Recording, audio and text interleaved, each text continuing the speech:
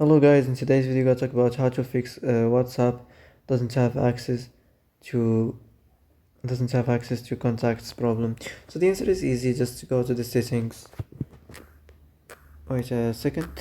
Go to the settings and scroll down to the apps section, and now go to the search and search on WhatsApp.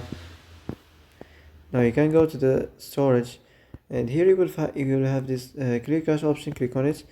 Now you can go check it if it worked. If it didn't, you can try to restart your phone, or maybe turn the Wi-Fi off. And if it didn't work again, maybe try to clear data, but be careful. When you clear data, all your WhatsApp's data will be deleted. This includes all files, documents, media, etc. So that's it for today's video. I hope this is the answer you've been looking for.